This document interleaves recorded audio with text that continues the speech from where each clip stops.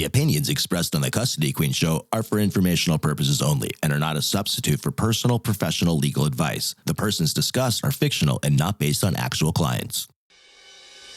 Thought it was love, had kids in between. You can count on us, we're the Custody Queens. Yeah, you can count on us, we're the Custody Queens. Happy Saturday, everyone. I'm here with Kristen Holstrom. We have a special guest, Allison Canetti. Thank you for joining us. Kristen and I are back from summer. School's in session. How you doing, Kristen? I'm good. Court's back in session. You know, it's never stopped being in session, but I have more and more court appearances in person. So it's like, you know, the kids are back in school, and it's almost like we're back in school. Getting back into the swing of things. So I think before we get into today's episode, which is about professional supervised visitation monitors in general, that's a mouthful, I wanted to do a week in review where we talk about our high and our low. So I'm going to throw it over to Kristen and let you start off. Okay, I think I have far more lows than I do have highs. And, you know, one of the lows I've had over the last, couple weeks is I had a dear friend get diagnosed with breast cancer. And that not only shocked her, of course, but I think it took a huge hit to our Custody Queens family. And while things are looking up and she's definitely being optimistic about it, it definitely took a huge hit to all of us. And so she knows who she is. She's probably listening. And I just want her to know how much we love her. And there is nothing that she can't handle. But to lighten it up a little bit, I do have kind of a really funny low. And, so recently my kids finished summer camp before they start summer school. And my 4-year-old, who has been potty trained for about a year and a half or so, he had an accident during his nap. And so, that happens to the best of us. Yeah, I'm glad to say it's been a long time for me, but, it does. But when you always have to bring a change of clothes to leave at the school. Well, the school was so kind enough to put the soiled clothes into a baggie for me, and they had put the undies in a separate baggie. So when I got the grocery bag of the soiled clothes, I'm thinking, why didn't they just kind of toss this? But I was very appreciative to have it back. So I just took what I thought was just in the grocery bag and threw it straight in my wash.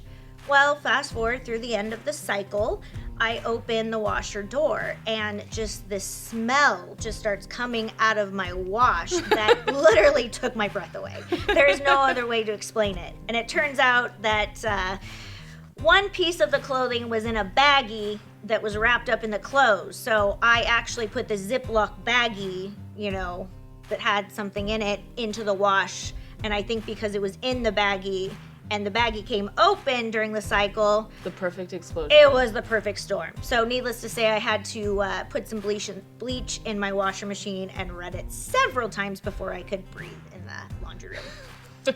So, Sam, what was one of your lows? Thank you, Kristen. You're correct. I have several lows. I think recently I've just been having really, really awful car luck. So, for example, this morning, my car keys were in my roommate's car, so I didn't have an ability to access my vehicle. My spare key also, its battery's out, so that didn't work. And yeah, that's kind of the tail end of my car trouble. I've been through quite a few flats this past month or so, so I don't know if the 91 is winning the battle against me. I think it is, but yeah. What I'd like to add to Sam, because I think she's kind of, telling this very mildly, Sam has a lot of car problems. So, I mean, Sam, how many times do you think that you've locked your keys in the car? This year? Yes. 6, and I maybe more. And that's just my car. Like, I don't have a good relationship with keys in general. I locked my car keys in my trunk a couple months ago. Yeah, that was actually on the morning of, we were shooting a spread for Modern Luxury magazine. And, I try to make sure that everything is pretty coordinated for Sam and I, down to a T. And I think that was the morning that you locked your suit jacket and your keys in the trunk, right? Yep. Shout out to Ashley for always saving me. Yeah, lucky for us, we have a great custody queen support team that does some really crazy things that we ask. Yeah. I lock myself out of my house all the time too. Yeah, and I thought it was impossible for me to lock myself out of the car, but actually just a few days ago when I was at work, I locked my keys and my phone and my purse in the car while it was running. So, I couldn't even go to my app to unlock the car because I can do that. So I actually had to go once again to Ashley and have her download my car app to unlock it. So I think a lot of that just stems from Sam and I kind of on overload, getting back into court. The process is getting back to normal and just telling both of us to slow the you-know-what down. Yeah, my absolute defense, and I don't know how true it is, but my defense is always that I'm so focused on work that I can't pay attention to anything else. So that's what I stick with. I don't know if it's true anymore, but All right, Allison, do you have a low that you want to share with our listeners? I definitely have one. I'm thinking about it right now. I actually have 6 kids, and the 3 younger ones are 1, 2, and 3 almost. And the middle one, 2-year-old, he wakes up crying, very upset, and he threw up. And he threw up by the front door, and I started to have a little panic attack because I was just about to get on a Zoom call with a client, and I screaming at the other kids, clean up the throw up.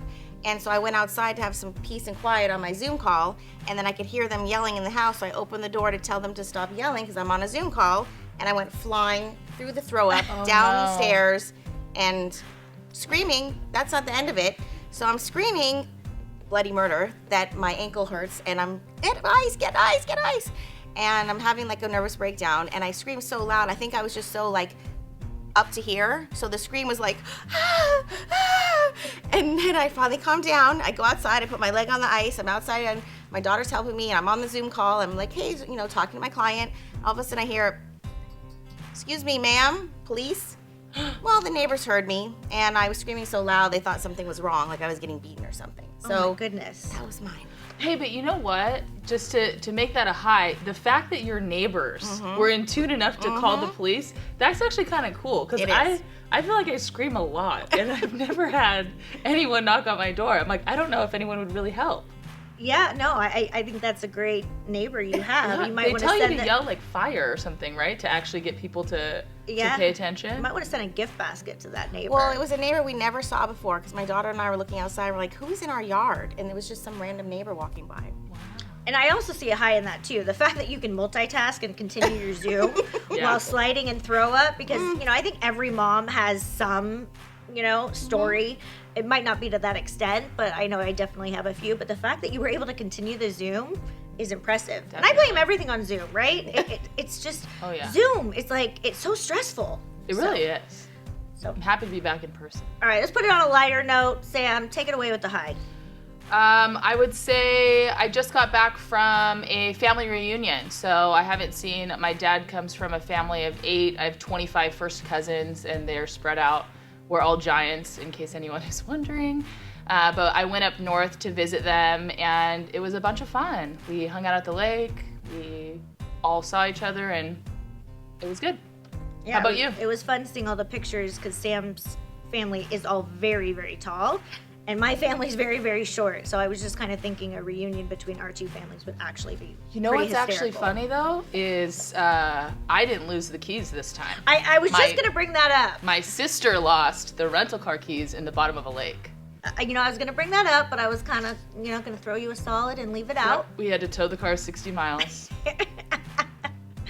All right. Well, my high is it's just a simple thing, but my daughter does gymnastics, as everyone that listens knows. She is an athlete through and through. All my kids are athletes, but my daughter does competitive gymnastics, and she also plays club soccer, following Sam and I's footsteps.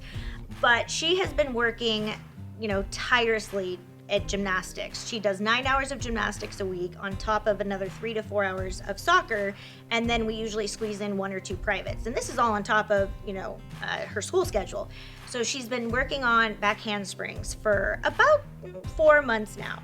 And she doesn't have a lot of fear, but, we were doing them at home one day and I was spotting her and, a little issue and I think it freaked her out. So we've been doing these privates and I just happened to catch her, last Thursday. I was able to get there 20 minutes before it was over and I watched her do like 3 in a row and all by herself, unassisted.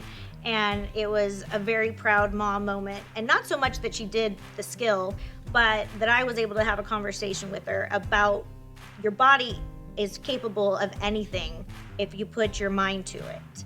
And that's really what I just want to reach out to all the listeners is that, we can push ourselves, but you have to be physically and emotionally on the same page. But when you are, our bodies are capable of so much. Nothing is too far out of reach.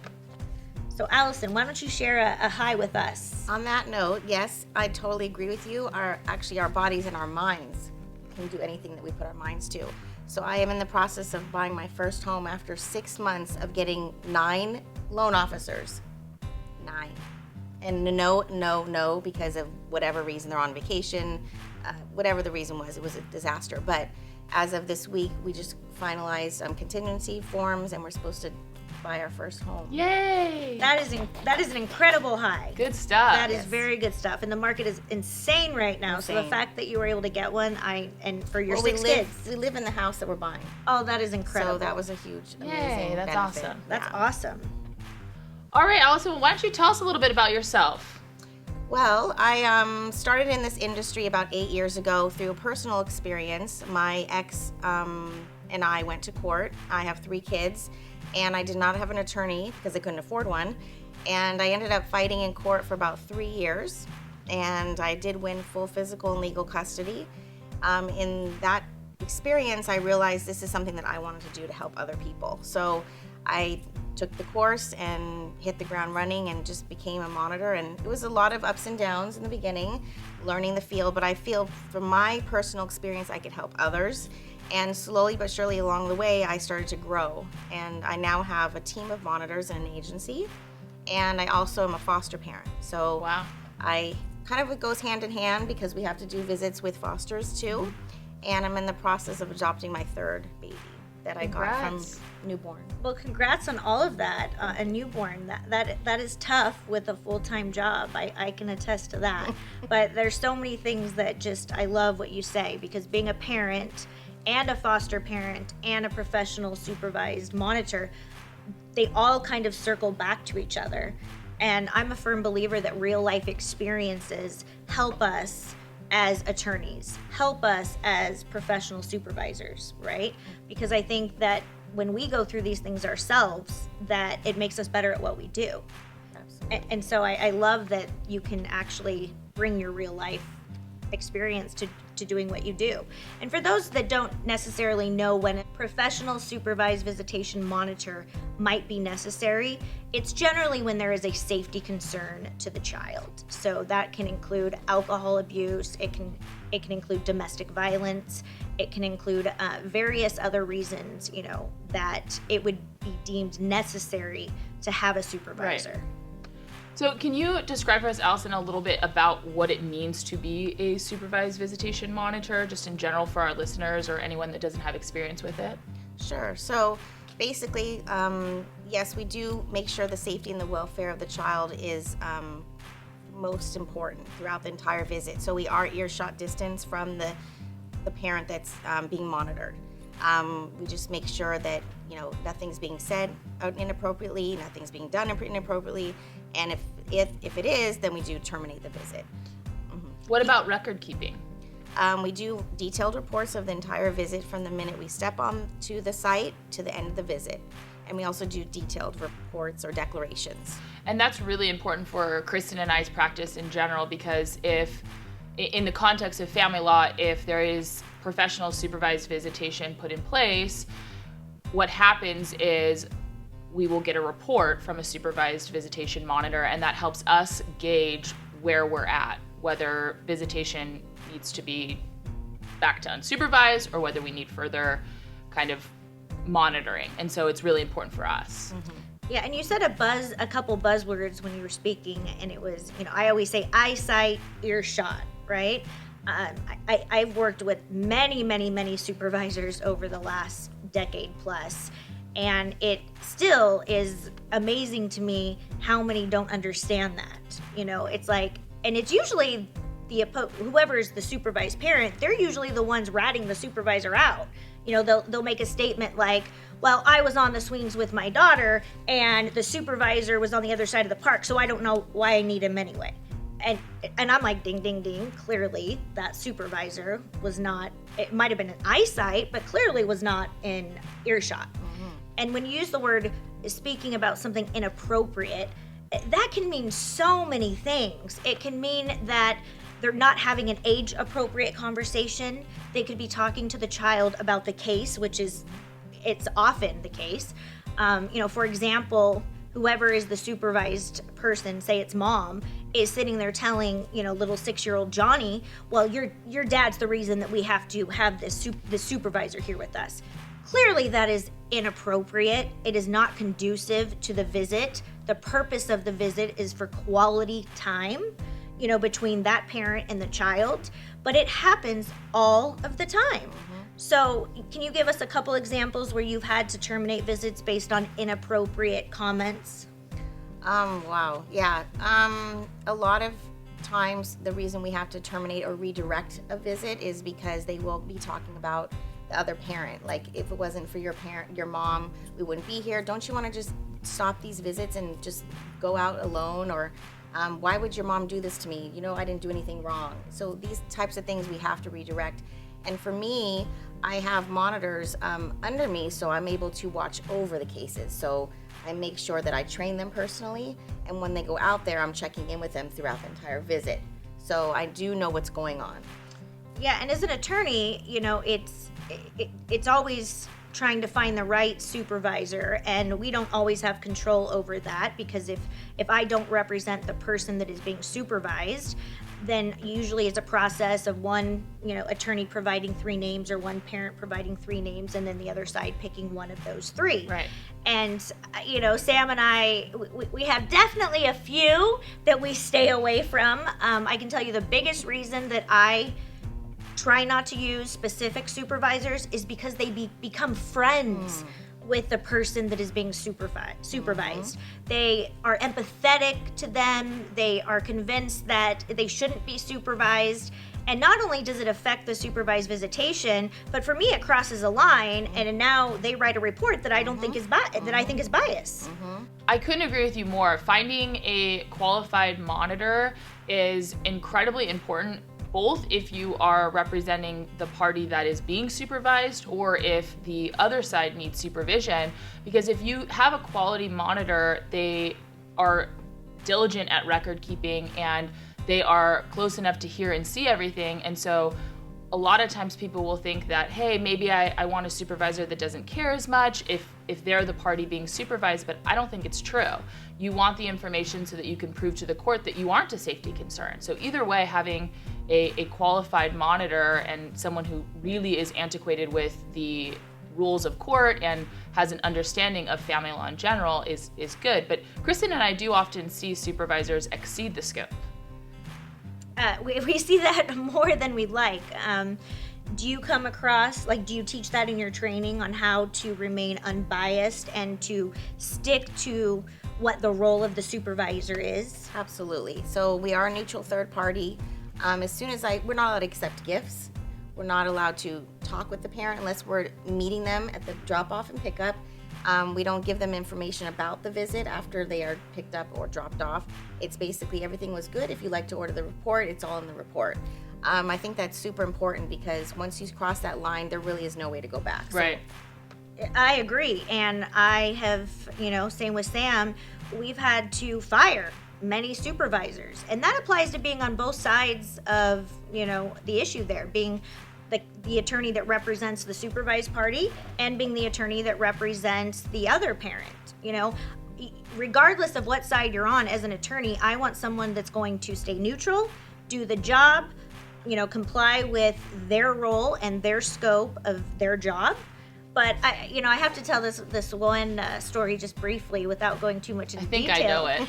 And this was fairly early into my career, the first couple years. And I've had this case for many, many, many, many years. And the other side has had supervised visits for, I don't know, going on 5-6 years now.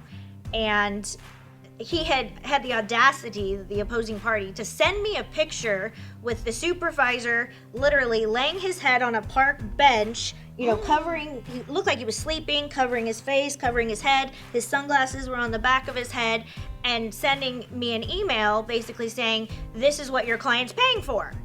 And my first thing to do was immediately fire that supervisor. But we have come across a lot of supervisors that are just not good. So the fact that you not only do the supervising yourself, but you also train and teach these people, these supervisors, how to remain neutral. That is the best thing that we can ask for, along with a detailed report. Because if you're the supervised parent, you want that detailed report. Because sometimes supervised visitation monitors are appointed maybe just because there's been a lapse of time where you haven't seen that parent. And it might be a little bit more than reunification therapy, or it might be that someone just got out of jail or prison, and even though they're rehabilitated, there's a passage of time that the court wants to make sure the child or children are safe.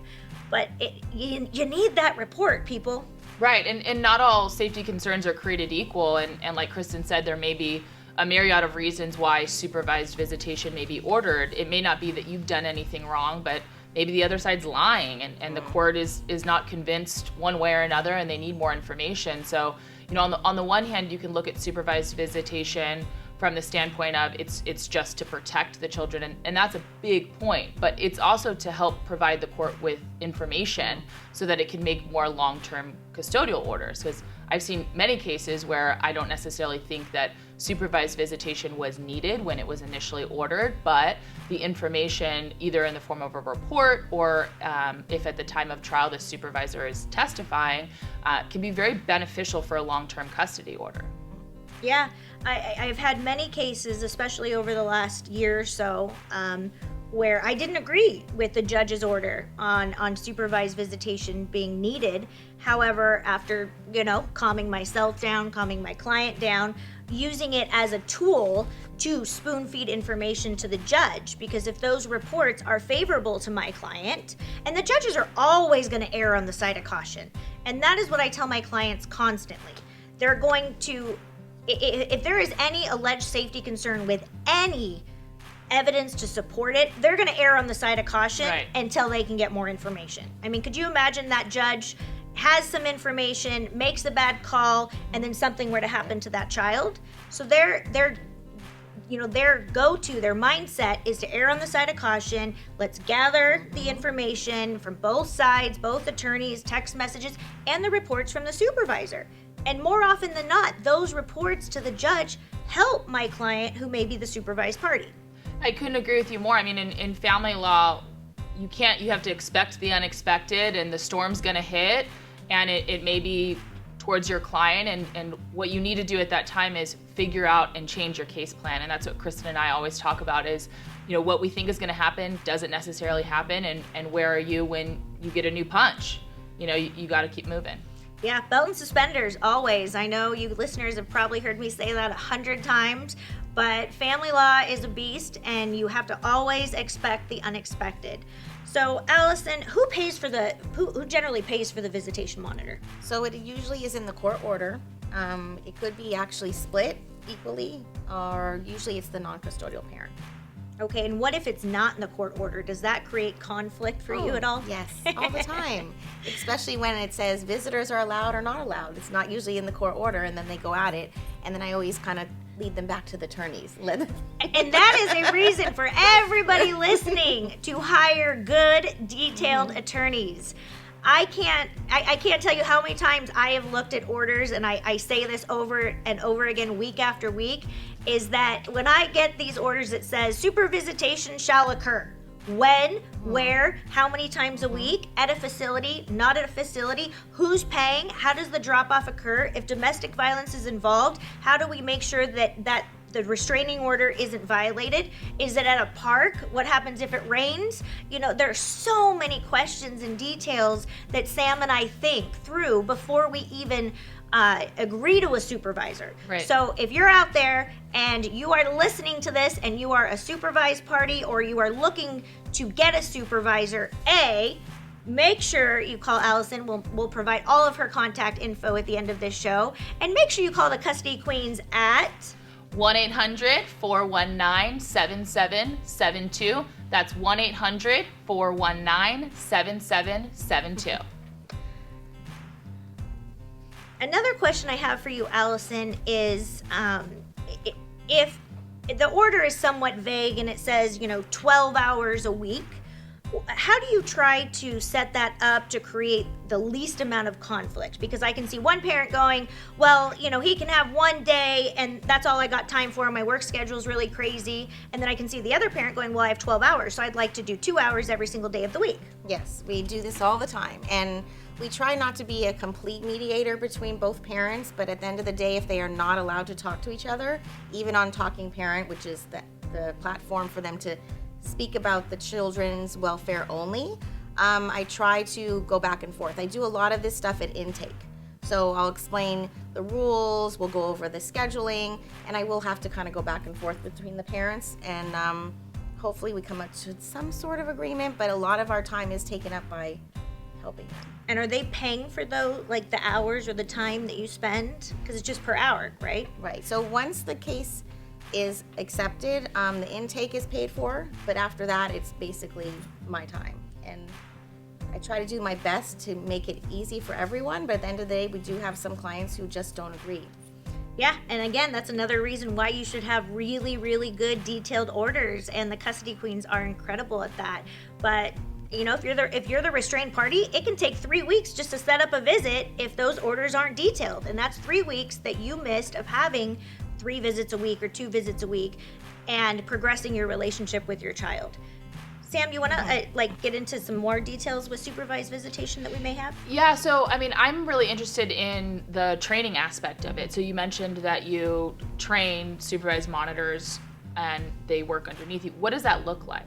So to be honest, the reason why I started training is the main reason was I was noticing monitors out there that weren't doing what they're supposed to do, right, and not following the codes of California codes, or doing what they're supposed to do, period. So I decided to train, and it is a 24-hour training.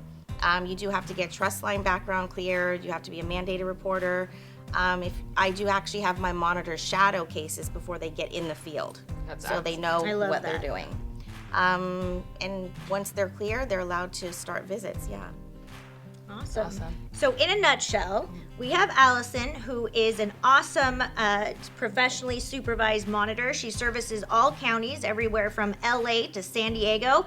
And for everyone that's listening, if you follow us on social media, you know that we have 2 new offices in San Diego. That's right. And we now have 5 attorneys in San Diego. And we actually did a recent photo shoot in Modern Luxury magazine with Tracy Hoppus, who is one of our new attorneys in San Diego. We have several certified family law specialists down there as well. So the Custody Queens team is growing, and now we have, and Allison is on our internal approved list, by the way, for anyone listening. It is very hard to find good supervised monitors. It just really is. It sounds like something so simple, but I have fired more than I'd like to admit. Agreed. I couldn't agree with you more, Kristen. And Allison, thank you so much for being on our show with us. Thank you for having me.